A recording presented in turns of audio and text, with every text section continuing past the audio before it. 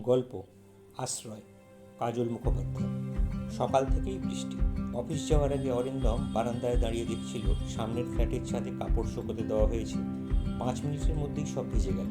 ঠিক তখনই নিচেই গেটের কাছে একটা বাইক থামল। খাবার পৌঁছে দিতে আসা ছেলেটা পকেট থেকে ফোন বের করে কারোর সঙ্গে কথা বলল। তারপর বাইকটা একপাশে রেখে দৌড়ে গিয়ে বাড়ির বারান্দার নিচে দাঁড়ালো। অরিন্দমের চোখে পড়ল ছেলেটার ব্যাগটা ভিজে গেছে।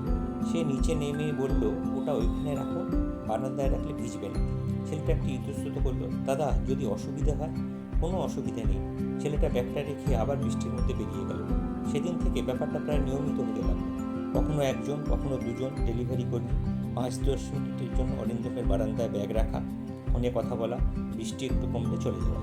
একদিন আবাসনের এক প্রতিবেশী বললেন, আপনি কিন্তু অজানা লোককে এখানে ঢুকতে দিচ্ছেন। কালকে যদি এখানে কোনো চুরি হয়। অরিন্দম বলেছিল, তাহলে তো আমিও দায়ী থাকবো। কয়েকদিন পর আবাসনের মিটিংয়ে ঠিক হলো নিচে বাইক রাখার জায়গাটা নতুন করে সাজানো হবে।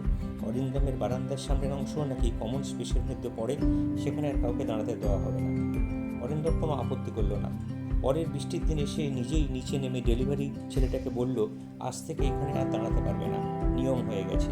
ছেলেটা মাথা নাড়ল, ঠিক আছে দাদা।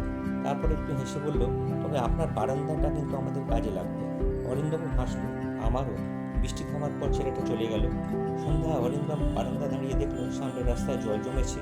কয়েকজন মানুষ দ্রুত বেগে হেঁটে যাচ্ছে বৃষ্টির মধ্যে।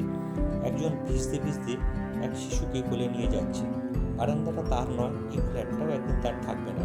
কিন্তু গত কয়েক সপ্তাহের বৃষ্টিতে যে মানুষগুলো কয়েক মিনিটের জন্য সেখানে আশ্রয় নিয়েছিল, সে কয়েক মিনিট কেউ তার কাছ থেকে নিতে পারবে না। অরিন্দম দরজাটা বন্ধ করল না। বৃষ্টি আবার শুরু হয়েছিল। মতামত অবশ্যই কমেন্টে জানাবেন। ধন্যবাদ।